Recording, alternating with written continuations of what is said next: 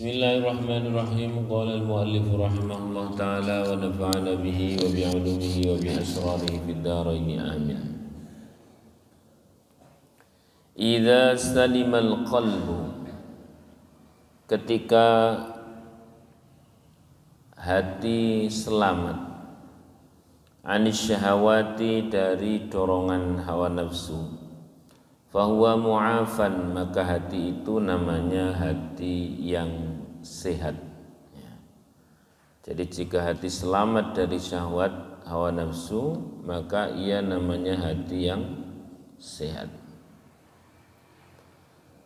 Sebaliknya, inda ahli basirah, menurut orang-orang yang memiliki basirah, pandangan mata hati, al-i'tirad atau i'tiradul qalbi 'anillah, berpalingnya hati dari Allah, ini namanya al-marid, hati yang sakit. Ya kalau definisinya demikian, maka kurang lebih hati kita ini sakit semua. Karena begitu berpaling dari Allah Subhanahu wa taala, disebutkan adalah qalbun marid, hati yang sakit. Artinya hati yang sehat, mu'afan, adalah hati di mana setiap aktivitas, setiap gerak-gerik setiap harinya, bahkan setiap tarikan nafas itu diniati untuk ibadah, mencari ridha Allah, begitu. Yang paling ideal seperti itu, yang paling ideal. Itu baru bisa disebut hati yang sehat.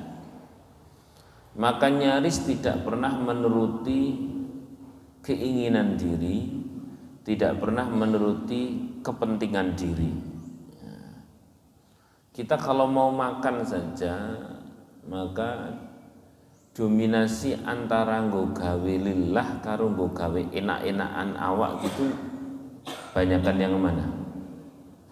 Enak-enakan awak. Kenapa makan? Ngeleh gitu, jawabannya kan begitu. Padahal kalau salafun soleh, kenapa makan? Buat kekuatan ibadah. Itu. Nek saya ditanya kenapa makan? Tadi itu ngeleh. Kok terus gayane sok-sokan, kenapa makan? Ya nggo kekuatan ibadah. Lho kok akeh malah jadi lemes. Ya berarti ora situ. Lho kok kudu enak kan gitu toh. Dan sebagainya dan sebagainya.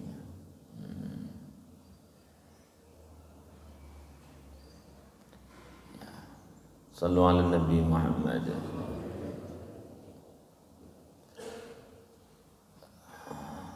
Anil Hasan rahimahullah ta'ala, dari Sayyidina Hasan al-Basri rahimahullah ta'ala,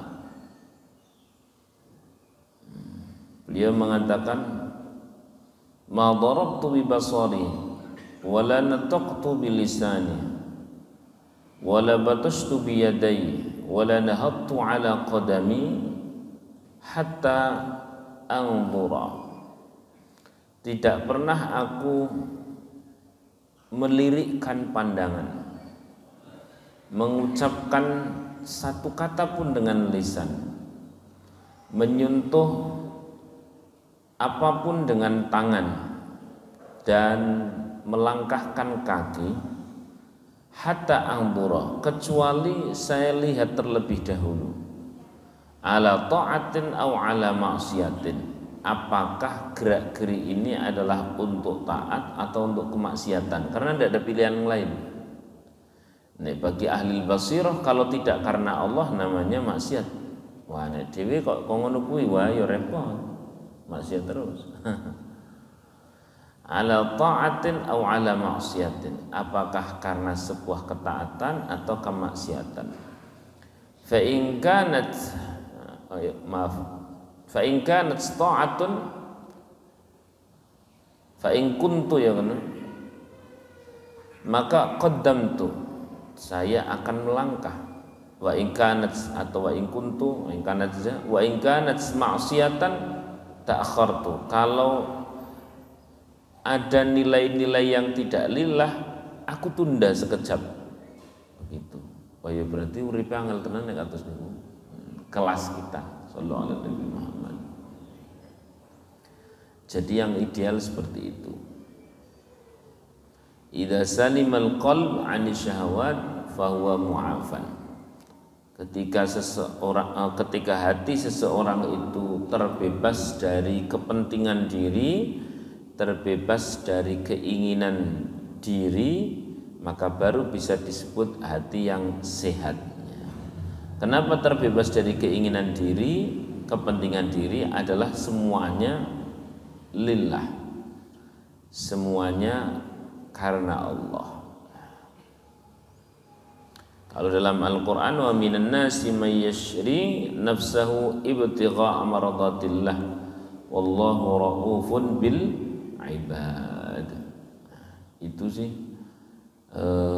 ngaji kita hari ini pendek banget tapi rasanya kok atuh banget sama kita. Karena misalkan kalau untuk tidur saja kita terkadang kenapa tidur? Ya masih jawabannya ngantuk kan gitu tuh. Ngantuk. Berarti dorongan tidur kita itu ya masih dorongan basyariah.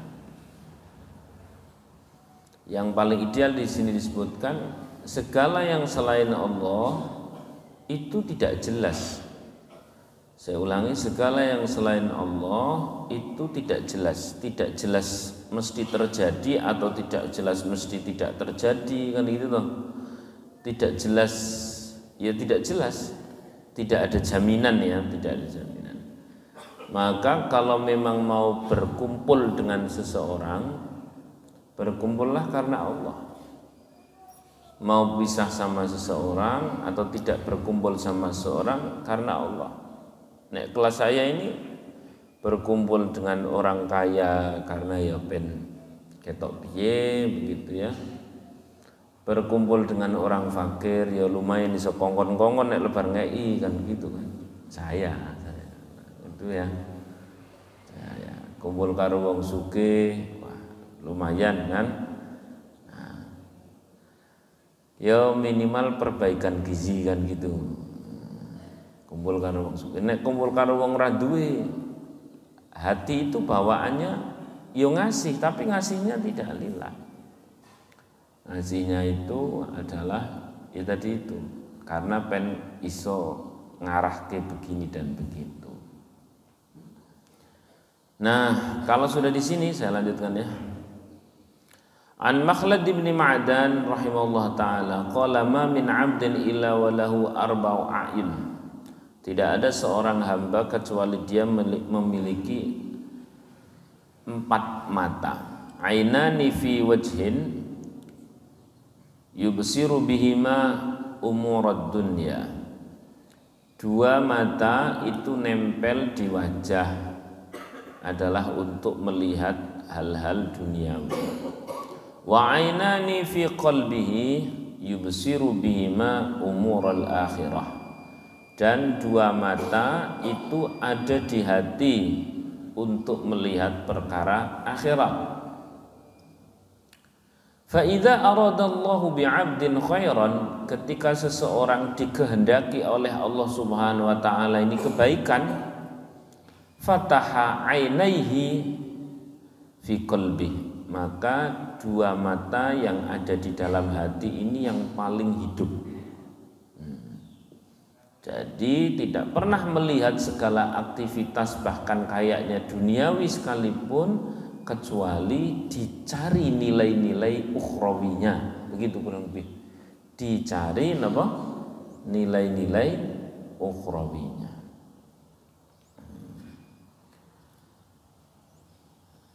Sebaliknya, belum selesai.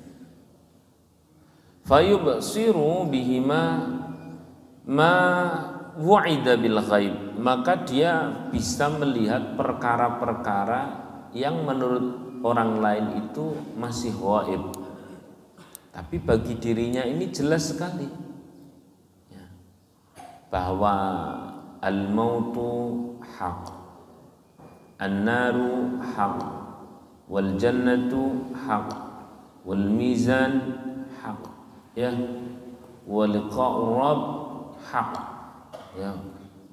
Itu jelas banget. Jadi orang kalau dikehendaki baik oleh Allah itu melihat surga, melihat neraka, melihat pertemuan dengan Allah, terus kemudian ada sebuah aktivitas bernama menerima buku catatan amal pakai tangan kanan atau pakai tangan kiri, terus kemudian alam barzah, kemudian lagi kalau kita tarik ke sini berarti kematian, itu semuanya hak, benar-benar di depan mata. Jadi kalau Allah menghendaki orang tersebut baik, maka mata hati bisa melihat ke sana dengan sedemikian jelas. Ya. Terus wa idza arada bi'abdin ghaira dzalik, dan ketika Allah menghendaki seorang hamba itu tidak baik atau tidak seperti itu, maksudnya tidak baik, tarakahu ala ma huwa alaih, maka ya sudah, dia dibiarkan begitu saja, mata wajah fungsi, mata hati yo bleret gitulah ya, bleret. Jadi kaya nek ditakoni ya akhirat sih akhirat, tapi kan dhewe jek nang donya, kurang lebih begitu ya. Yo salat tapi nek pancen balungan kiri wae. Nah gitulah pokoknya. Jadi kayaknya akhirat itu kaya yo kaya ora, ngenten lho. Ya lah, kalau sudah seperti itu ya maka disebutnya ini nanti bahaya. Nah, terus kemudian beliau menyebutkan summa qara'a am ala qulubin aqfaluha, apakah dengan begitu itu namanya hati yang terkunci. Alhamdulillah. Baik Bapak Ibu rahimakumullah, jadi ngaji kita kali ini nih sederhana banget ya, sederhana dan berat atau ringan? Ringan lah, ringan. Yang berat apanya? Ayo. Gitu. Dan ini benar-benar Bapak Ibu rahimakumullah, di terakhir disebutkan kalau engkau belum tentu berhasil melihat dirimu, apalah lagi engkau bisa berhasil melihat niat orang lain. Faqad qala Allah Ta'ala, dan bahkan faqad qala Rasulullah sallallahu alaihi wasallam, dan sungguhnya Rasulullah sallallahu alaihi wasallam bersabda, kam min amalin yatasawwaru bi suratil akhirah fahuwa min amalid dunya. Banyak sekali amal-amal yang kayaknya amal akhirat, padahal itu hanya amal dunia. Kenapa? Bisu niat, niatnya yang buruk. Nah, niatnya yang buruk. Saya zaman dulu posonan apa ya? Nah, pas ngaji sama Mbah Mun itu, beliau mengatakan bahkan pondok sekalipun, pondok sekalipun, itu duniawi, yang ukhrawi ngajinya. Gitu. Jadi anak kiai utawa bocah pondok dan sebagainya nek dong pas lagi nang pondok ya itu belum tentu ukhrawi. Yang ukhrawi apa? Ngajinya. Makanya sing sergap sing ngaji. Pen genah ukhrawine gitu. Nek pondoke belum tentu ukhrawi. Boleh jadi itu duniawi. Nah, duniawi. Nah, ngajinya. Yang ukhrawi itu ngajinya. Allahu a'lam bishawab. Nah, begitu ya. Wa kam min amalin yatasawwaru bi suratil dunya, dan banyak amal-amal yang kayaknya amal-amal duniawi. Fa huwa min amalil akhirah. Ternyata itu adalah amal akhirat. Bi husnin niat, karena niatnya yang tepat. niatnya yang baik. Sehingga tidak bisa, sama sekali tidak bisa. Ketika kita melihat si A kok kumpulnya sama itu ya, wah penjilat, belum tentu. Atau wah si B itu kumpulnya karo wong apik terus wah memang wong apik juga, belum tentu. Karena sebagaimana diri kita belum bisa berhasil menjangkau hati kita sendiri, apalagi mau campur tangan hati orang lain. Ngoten nggih. Sallallahu alaihi Nabi Muhammad. Boleh jadi yang kayaknya berkumpul dengan orang dolim itu sedang ngerem kedoliman, boleh jadi yang menjauhi orang dolim itu karena dia mau berlepas tangan, tidak mau ada kepedulian terkait akhirat, bisa jadi. Jadi sing nyedak karo wong dolim malah jadi bener, sing ngetuh malah jadi kleru, bisa jadi seperti itu. Bisa jadi juga sebaliknya. Wallahu a'lam. Maka kalau sudah tahu seperti ini, tadi disebutkan ketika engkau mau memuhasabah diri sendiri saja belum tentu berhasil, maka apalah lagi menjangkau niat orang lain. Yang bisa kita lakukan adalah nahnu nahkumu bidzahir, kita menghukumi perkara yang zahir, selebihnya adalah tawakal, begitu. Terus saya kira cukup tadi, karena misalkan saya berkumpul dengan orang-orang sugih gitu ya, orang-orang besar begitu, orang-orang besar. Belum tentu karena mau mempengaruhi beliau pengen gelem ngaji, boleh jadi karena saya yang kepikiran dunia. Kata Imam Al-Haddad, nggak ada dosa yang lebih besar dari itu. Ya, ini dosa orang-orang datang kepada orang ahli agama itu pengen ngaji, malah si ahli agama kepikiran wah untuk duit ini. Nah ini bahaya. Ya boleh jadi. Saya melihatnya, saya jangan lihat orang lain. Nah, sebaliknya, Masya Allah ini agak berat sekali ini ngajinya. Ketemu sama orang-orang yang tidak punya, terus kemudian kita ngasih. Coba ditanya ke dalam. Seneng kumpul karo wong ora duwe, ben iso ngei. Ini itu loh dalam rangka apa? Ternyata dalam rangka pen iso ngatur. Hal berdua itu. Terakhir kata Syekh Mutawalli Asy'arawi, ketika Allah telah mengangkatmu untuk bisa berbuat baik, maka bersyukurlah. Dan berlipat ganda lebih bersyukur ketika Allah mengangkatmu berbuat baik karena Allah. Masih kata Syekh Mutawalli Asy'arawi, belum selesai. Sebab orang yang dia berbuat baik dan kepada seseorang tidak karena Allah, maka kelak Allah akan mengatakan silahkan nyari pahala kepada orang tersebut. Apa iso? Ada iso tuh, repot makan. Dah, demikian yang dapat saya sampaikan. Silahkan barangkali ada yang mau didiskusikan. Ustaz, mohon maaf ini ngajinya telat tadi itu.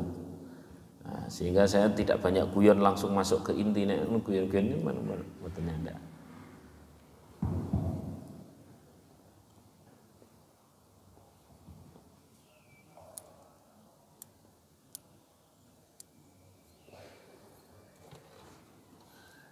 Monggo.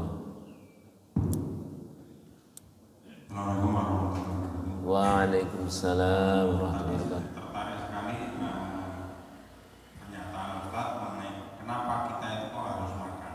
Dan makan itu, kenapa kita itu kecenderungannya makan itu minta makan yang enak-enak. Padahal sebetulnya makan enak dan tidak itu perut itu juga tidak protes. Dan hasil endingnya itu juga sama Pak Ustaz. Mengerti ya, sudah ada penelitiannya ya. Lantas yang mau saya tanyakan, apakah orang-orang yang kecenderungannya makan enak itu tidak bisa mengendalikan nafsunya? Gitu ya. Waalaikumsalam.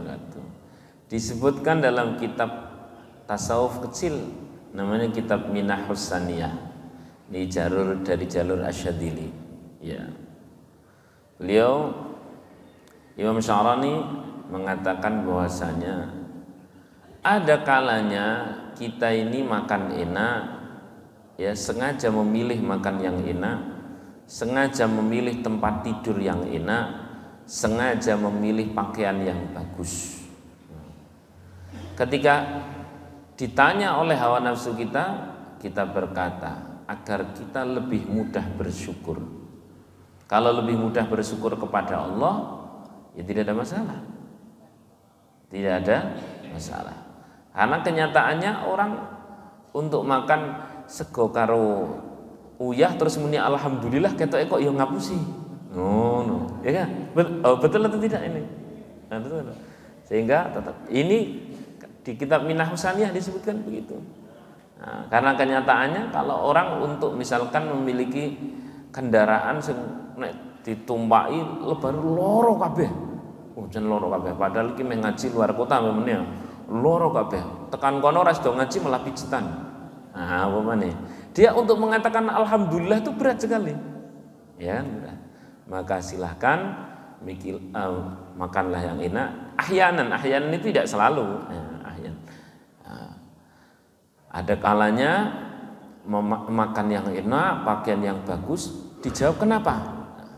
Kata temannya, dijawab, kenapa kok harus seperti itu? Jawabannya adalah agar diri ini mudah untuk bersyukur kepada Allah gitu. Pun paham nggih? Mboten napa-napa. Sing penting dalam rangka pen gelem syukur. Nyatane nek ora enak terus muni bersyukur ketoke kok ya piye? Ya ngapusi ya. Gitu. Jadi kembali lagi kepada hatinya, kembali lagi kepada apa? Hatinya. Bun, ada saya cukup. Ada yang lain silakan. Monggo.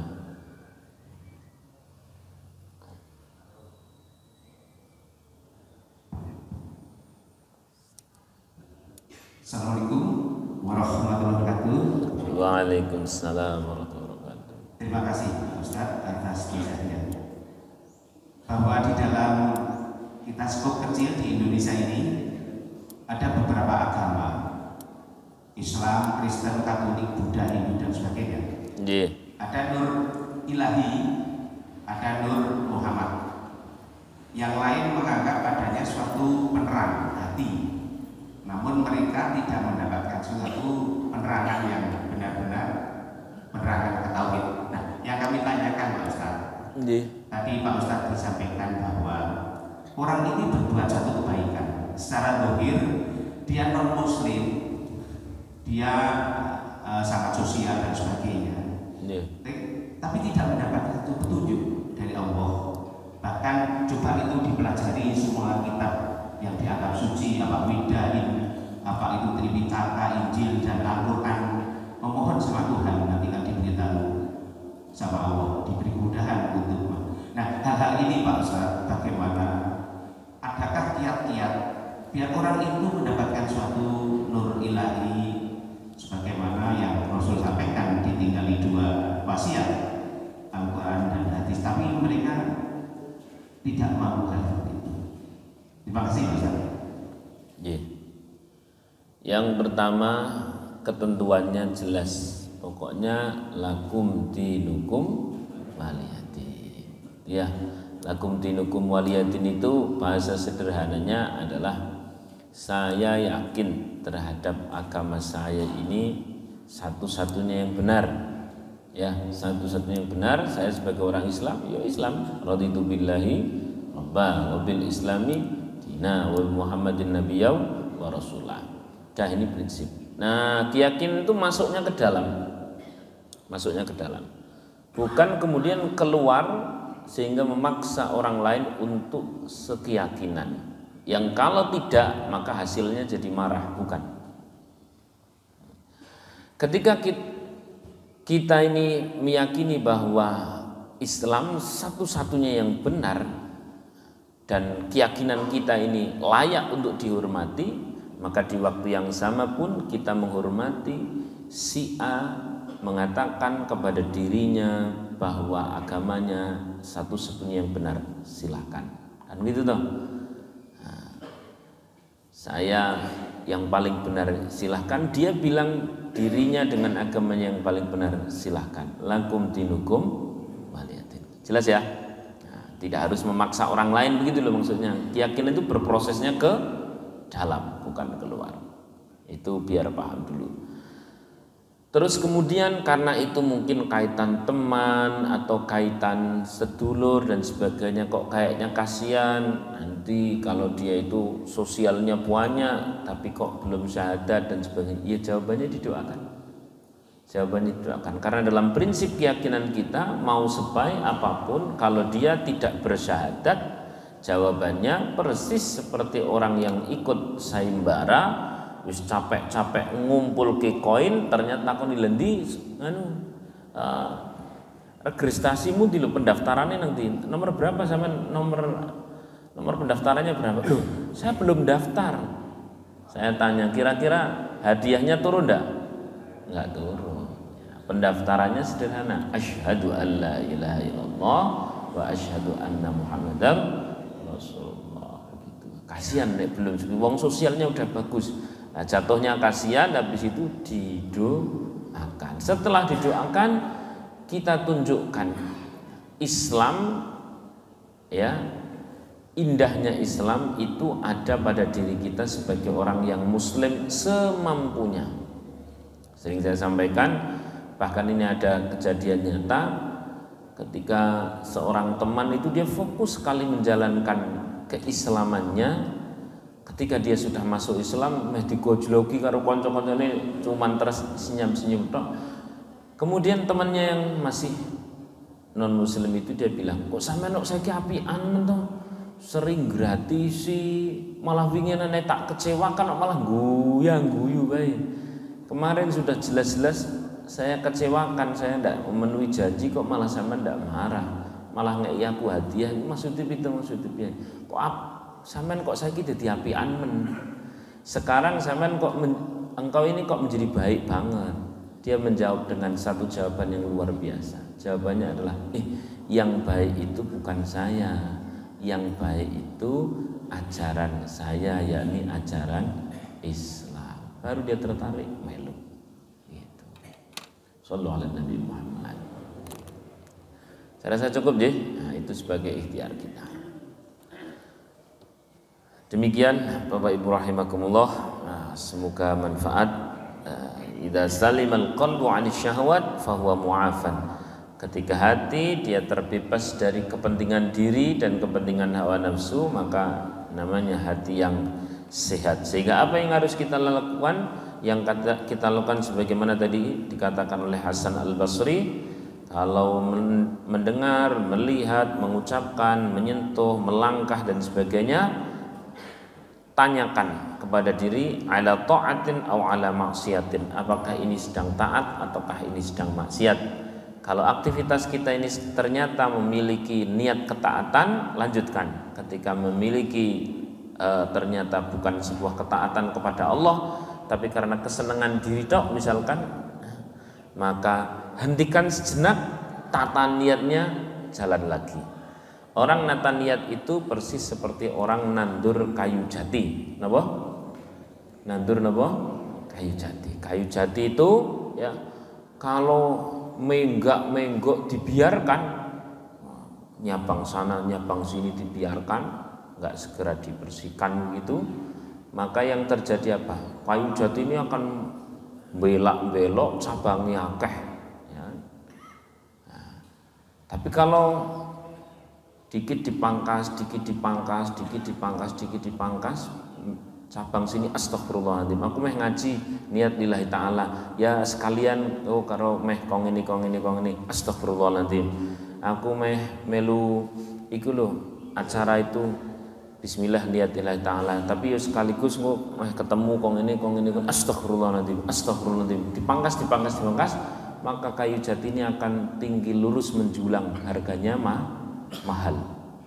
Lain cerita kalau bengkok sana bengkok sini, kepentingan ini kepentingan itu, kepinginan ini kepinginan itu dibiarkan, tidak diistighfari, ini kayu jati itu belak-belok cabangnya akeh, was regane murah, paling-paling dibakar gitu ya, menjadi kayu bakar. Kurang lebih seperti itu mungkin, semoga memudahkan memahami. Al-Fatihah.